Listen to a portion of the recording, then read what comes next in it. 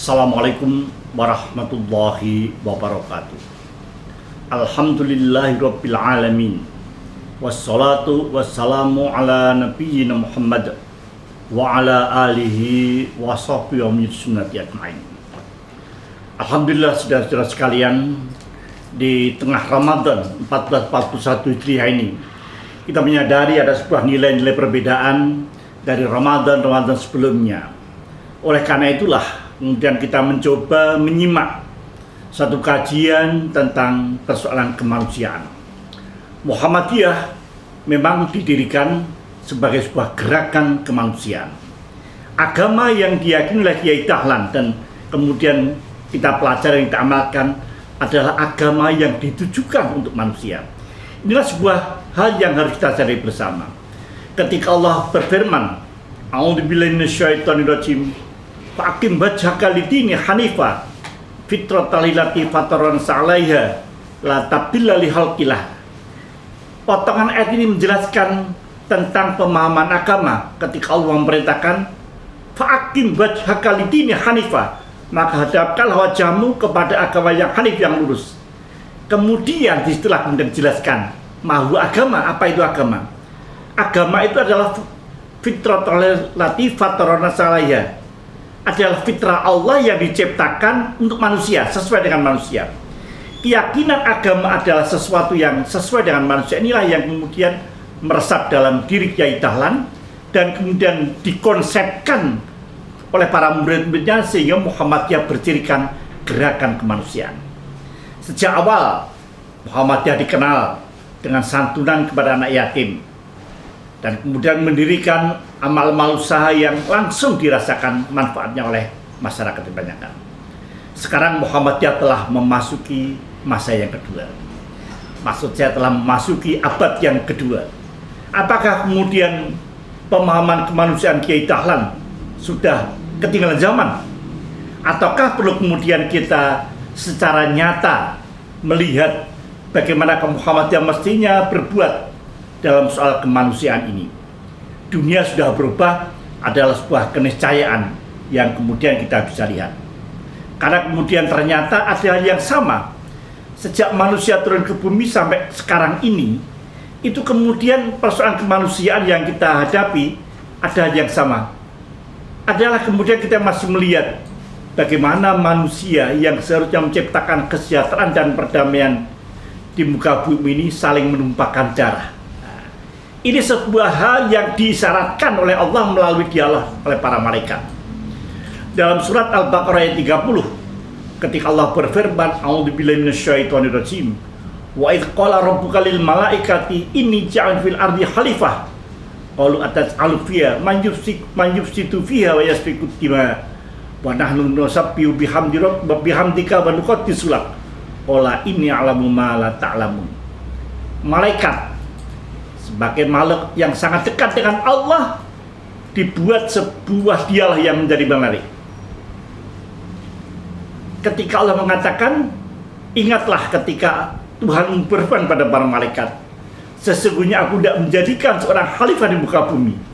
Para malaikat pun berkata, mengapa engkau Allah tidak menjadikan khalifah di muka bumi, orang yang akan membuat kerusakan padanya dan menumpahkan darah, padahal kami para malaikat senantiasa bertasbih dan kemudian menguji dan mensucikan engkau. Tetapi Allah yang maha cerdas dan maha mengetahui mengatakan, sesungguhnya aku mengetahui apa yang tidak kamu ketahui.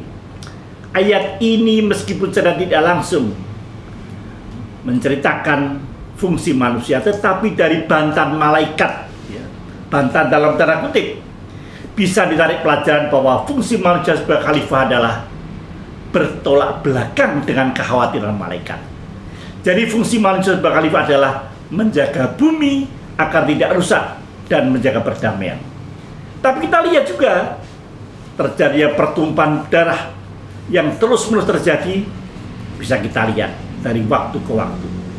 Oleh karena itu menjadi sangat penting memahami dinamika kemanusiaan adalah memahami kembali nilai dan fungsi manusia sebagaimana dimaksudkan Allah dalam tugas kekhalifahannya.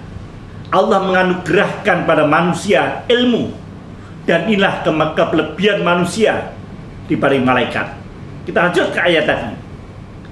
Qala ya Adam ambi hum bi asmahim.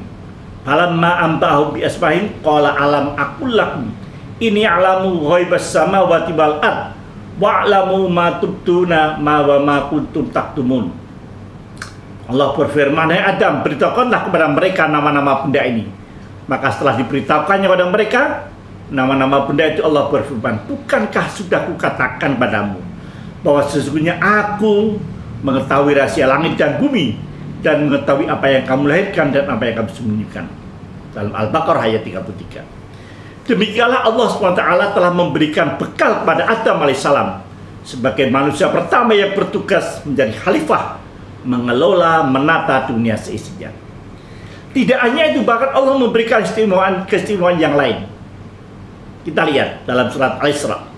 Walaqad karomna bani adama wa hamalnahum fil barri wal bahri wa razaqnahum minat thayyibati wa fadlalnahum ala katsirin mimman khalaqna tafdila.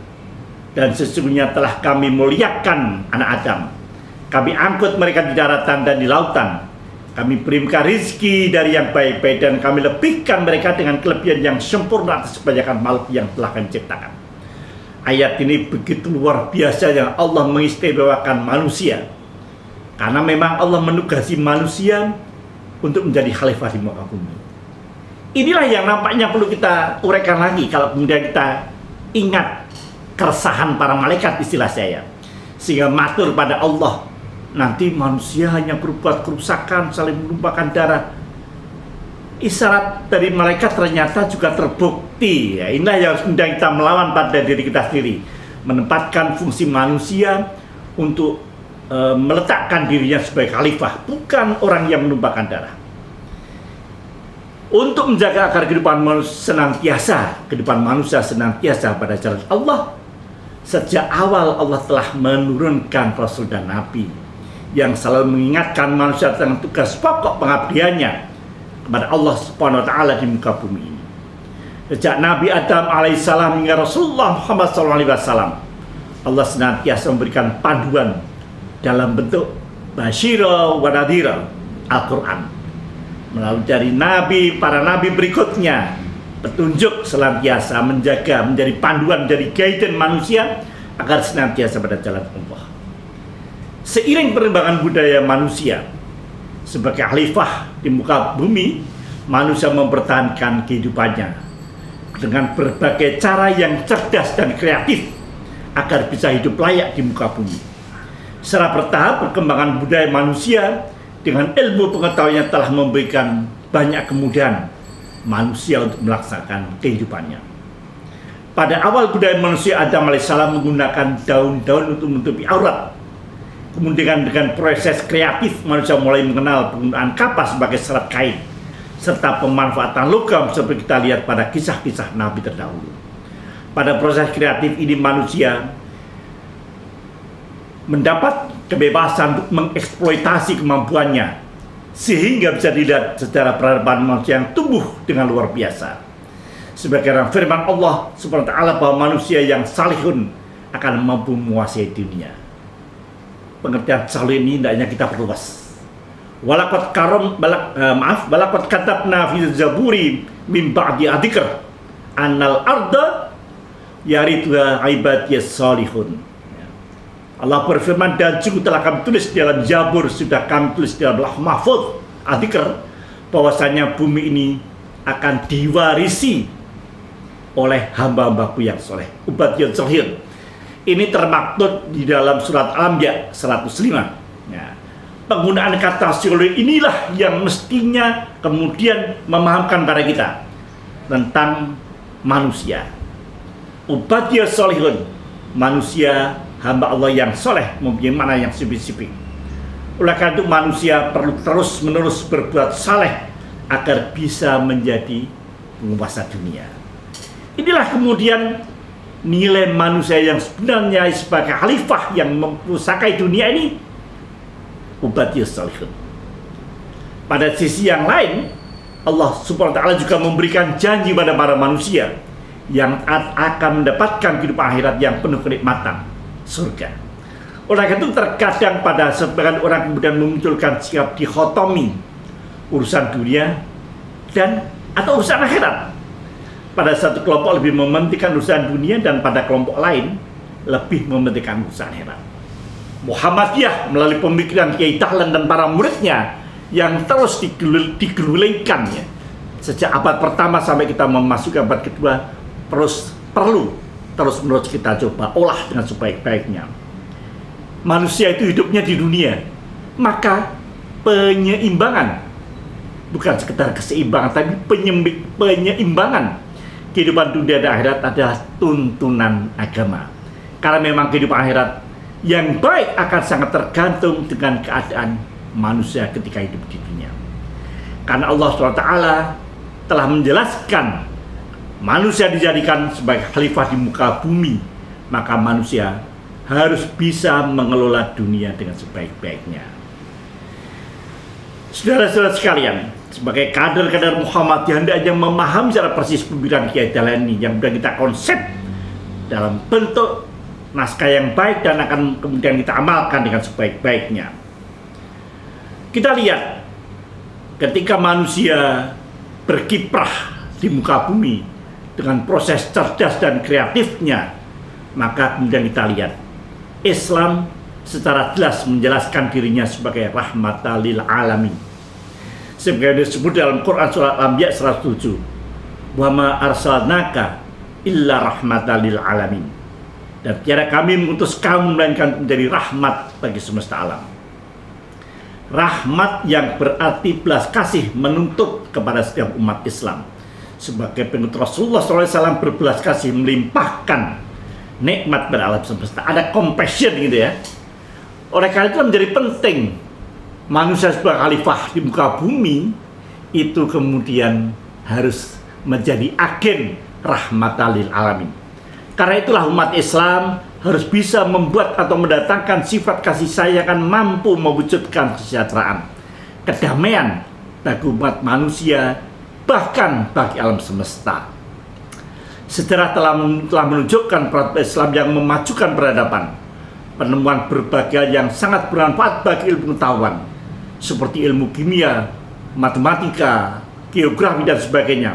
Hal itu tidak lepas dari misi agama Islam sebagai rahmatan lil alamin. Itulah nilai-nilai kemanusiaan yang senantiasa mencerahkan. Ini sesuatu yang tidak bisa kita abaikan. Muhammadiyah membuat konsep. Dari waktu ke waktu konsep itu perlu kita kemas agar tidak lekang oleh zaman. Konsep Al-Quran 15 abad yang lampau sampai sekarang tidak berubah sama sekali. Tetapi butuh pemikiran cerdas dan kreatif dari kita bersama untuk kemudian membuat konsep Al-Quran itu bisa kita bumikan. Kata Buya Syafi'i, membumikan Al-Quran, atau bahkan seorang ulama mengatakan membenturkan Quran untuk menyelesaikan semua persoalan-persoalan bumi ini. Kita lihat bagaimana Kiai Dahlan pada abad yang lampau memahamkan pada para muridnya tentang makna sebuah surat Al-Ma'un untuk menjelaskan fungsi manusia sebagai khalifatul fil ard serta Islam sebagai rahmatan lil alamin. Para murid Kiai Dahlan sangat terkesan dengan pesan beliau, agama kuwi diamalke. Kita lihat dalam surat Al-Ma'un ayat 1 sampai 7 yang saya yakin sudah telah hafal semuanya. Bismillahirrahmanirrahim. Ara'aital ladzi yukadzibu biddin fadzalikal ladzi yad'ul yatim wala yahudu ala ta'amil miskin fawailul lil musallin alladzina hum an sholatihim sahun alladzina hum yura'un wa yamna'unal ma'un. Artinya kita hafal semuanya, pemahamannya kita terus belajar, tapi sejauh manakah kita mengamalkan 7 ayat ini yang di awal dikatakan, tahukah kamu orang yang mendustakan agama, yukadzibu biddin. Itulah orang-orang, siapa mereka? Mengerti anak yatim. Orang paham agama, tetapi kalau dia kemudian mengerti anak yatim, dia adalah orang yang mendustakan agama. dan tidak menghancurkan memberi makan orang-orang miskin. Itulah tadi wala yahudu ala tu'amil miskin, tidak memberikan makan pada orang miskin. Sehingga Allah memberikan penjelasan fawailul lil musallin, orang-orang yang lalai dari sholatnya, orang yang berbuat riya dan enggan enggan dengan barang yang al-ma'un, barang yang berguna. Nah, mendustakan agama adalah salah satu sifat yang harus sangat dijauhi oleh manusia. Dan pada surat ini digambarkan secara jelas ciri orang yang mendustakan agama. Di antaranya adalah orang yang menghardik anak yatim dan tidak memberi makan orang miskin. Menjadi sangat menarik. Di sini ada kata yatim dan miskin, kata kunci yang bisa membuat manusia menjadi pendusta agama kalau dia salah bersikap kepada dua kata tadi, kelompok yatim dan kelompok miskin. Kita lihat yatim berakar kata yatama yang mempunyai persamaan kata dengan al-fard atau al-infirad, artinya kesendirian. Jika menurut Al-Quran akan didapati bahwa yatim mempunyai pengerti kesendirian, kemiskinan dan kepapaan. Secara lebih luas, yatim tidak harus diartikan anak yang kehilangan ayah dan atau ibunya, tapi bisa diartikan anak yang kehilangan, anak yang tidak punya lagi, tidak mendapatkan perhatian. Meskipun dia masih punya bapak ibu tapi tidak mendapatkan perhatian, dia bisa menjadi orang yatim. Miskin berakar kata sakana yang berarti diam, sehingga bisa diartikan orang miskin adalah orang yang diam karena tidak berdaya, bukan hanya karena dia tidak berharta tapi tidak berdaya. Inilah yang kemudian mesti kemudian menjadi pemikiran kita bersama, pengertian al-yatama dan masakin. Pada ayat 6-7 Allah mengisyaratkan sifat riya. Riya berasal dari kata ro'a yang berarti melihat. Secara harfiah riya berarti mengatur segala sesuatu agar dapat dilihat orang lain. Sedang ma'un menurut sementara ulama terambil kata dari kata ma'unah yang berarti bantuan. Ada juga yang berpendapat bahwa kata al-ma'un berarti membantu dengan bantuan yang jelas, baik dengan alat maupun fasilitas yang memudahkan tercapainya sesuatu yang diharapkan. Dengan sifat riya yang beriringan dengan sikap enggan terhadap alat atau fasilitas yang dipunyainya untuk diperbantukan pada orang lain. Siapa orang lain? Al-yatama dan memasakin, ya, orang miskin, akan semakin mempertegas pemahaman kita terhadap surat Al-Ma'un. Pemahaman inilah yang telah mampu menggerakkan hati para murid Kiai Dahlan untuk segera bergerak mencari yatim dan miskin. Gak usah ditanya agama mereka apa atau kelompok mereka apa, dan segera dibantu agar mereka menjadi orang yang diperhatikan dan tidak lagi menjadi orang yang diam, tidak berdaya. Saudara-saudara sekalian, telah banyak cerita yang telah dilakukan di Kiai Dahlan para muridnya sahabat yang lampau, sampai kemudian kita mengetahui kalau sahabat yang lampau telah terjadi bencana alam. Waktu itu Gunung Kelut. Pada tahun 18 juga terjadi bencana flu Spanyol, Spanish flu, yang menewaskan ratusan ribu orang di Hindia Belanda. Inilah yang kemudian mengusik jiwa sujak seorang murid Kiai Dahlan, menggerakkan. Sekarang sudah seabad yang lampau, sujak pada waktu itu mampu bergerak, berpikir melampaui zamannya. Menjadi tantangan kita bahas di sekarang ini. Apakah kita masih akan menggunakan cara yang lampau? Bisa jadi berbeda, tapi spirit semangat inilah yang nampaknya tidak boleh kita tinggalkan, ya. Dengan semangat yang sama, sahabat yang lampau, semangat pemikiran sujak Fahrudin dan teman-temannya di abad sekarang ini yang kita hadapi bisa saja berbeda. Spiritnya sama, maka dengan proses cerdas dan kreatif yang perlu saya ulang-ulang, manusia akan bisa menghadapi persoalan-persoalan dinamika yang dihadapinya. Persoalan abad ke-21, soal perdamaian masih ada di antara kita. Persoalan kemiskinan tidak pernah berhenti. Persoalan tenaga kerja demikian juga. Pada sisi yang lain, ya, Ubadiyah Solihun nampaknya belum berpihak pada kita. Artinya kita belum mampu menjadi ibadiyah salihun. Yang dikatakan Allah menjadi penguasa, istilah saya, yaitu Tuhan menguasai bumi ini. Ilmu pengetahuan kita belum menguasai. Politik, apalagi di dunia ini, umat Islam belum memegang seluruhnya. Ekonomi, ya sumber daya dan kekayaan masih dipegang orang lain.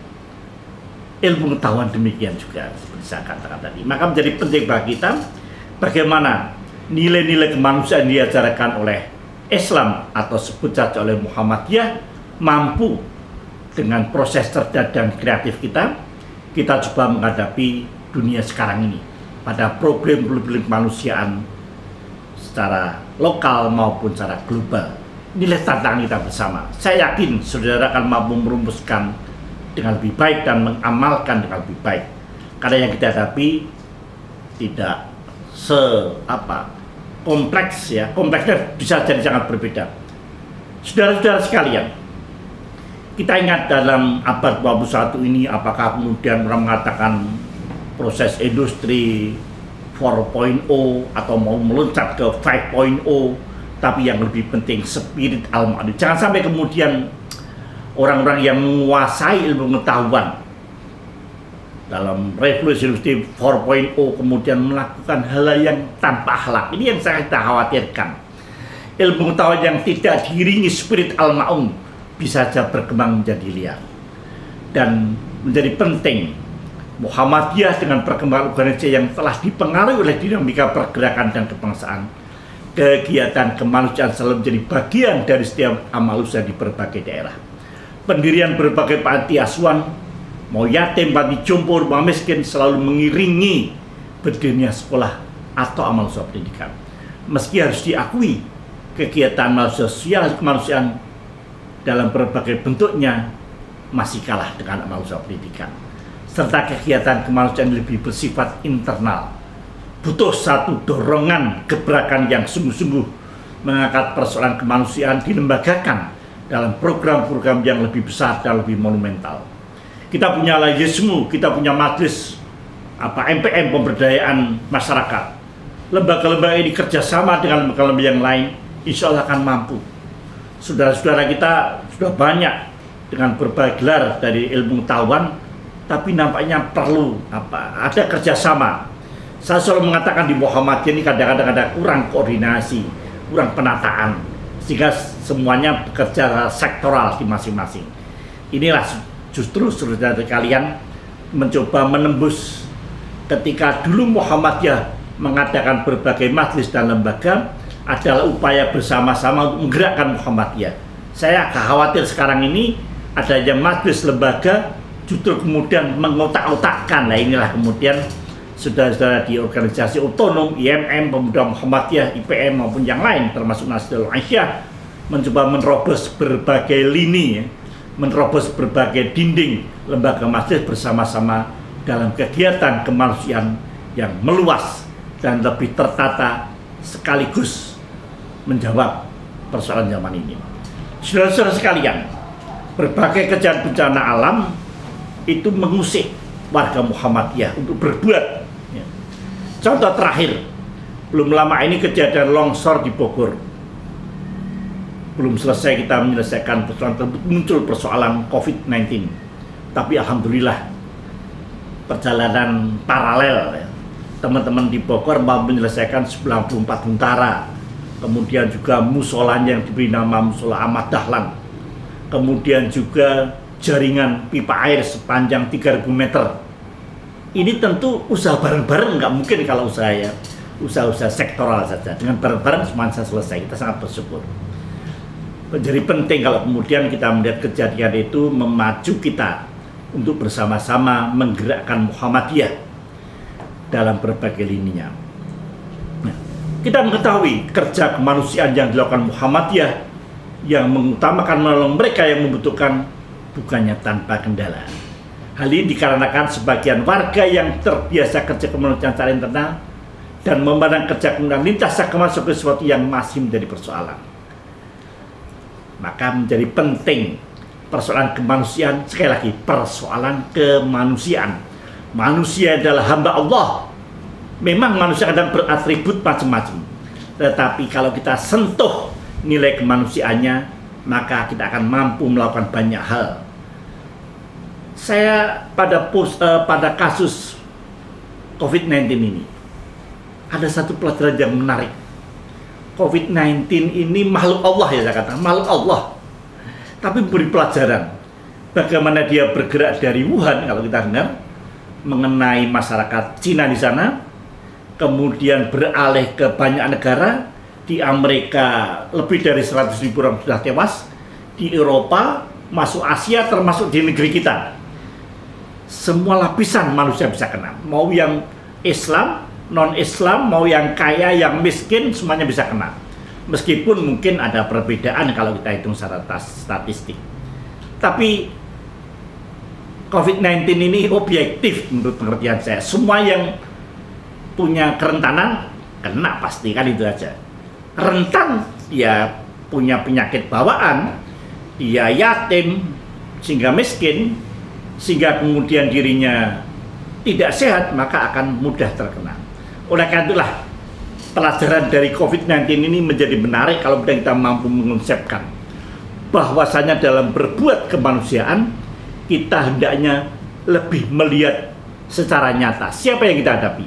Nah, oleh karena itulah kecurigaan yang muncul dari sebagian warga Muhammadiyah dalam kegiatan berbagai bersifat kemanusiaan, yuk kita dialogkan, kemudian kita melakukan perbuatan yang sama-sama, sehingga kemudian kita akan mampu banyak yang kita lakukan. Inilah nilai kemanusiaan yang sebenarnya yang telah diajarkan oleh Rasulullah 15 abad yang lampau, kemudian 15 abad yang lampau dipersegar oleh Kiai Dahlan.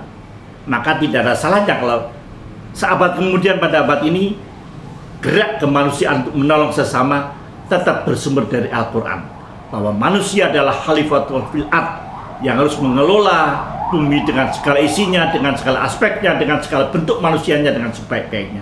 Tujuannya apa? Rahmatan lil alamin.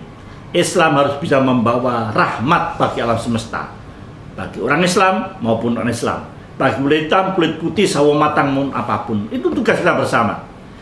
Kita kadang-kadang rindu kalau kemudian dari rahim umat Islam ini, atau dari rahim umat lain, tokoh-tokoh besar yang mampu menembus dunia pengetahuan, tetapi dengan akhlakul karimah yang tidak terapikan. Demikianlah catatan singkat yang bisa saya sampaikan dalam kajian Ramadan 1441 Hijriah ini, dalam suasana pandemi COVID-19. Sekali lagi, pasti ada hikmah di balik musibah ini. Kita belajar dari COVID-19 ini, yang dia masuk ke dalam segala lini manusia. Ternyata kemudian nilai-nilai kemanusiaan tersentuh. Kita adalah sesama manusia, dan kewajiban kita adalah rahmatan lil alamin. Demikian apa yang bisa saya sampaikan kali ini. Semoga menambah pemahaman kita bersama, menambah kemampuan kita bersama sebagai warga Muhammadiyah yang mampu melaksanakan kegiatan dengan sebaik-baiknya. Salam Ramadan, salam sehat, nasrul minallahi wa fathun qarib. Kita laksanakan dengan sebaik-baiknya Ramadan 1441. Assalamualaikum warahmatullahi wabarakatuh.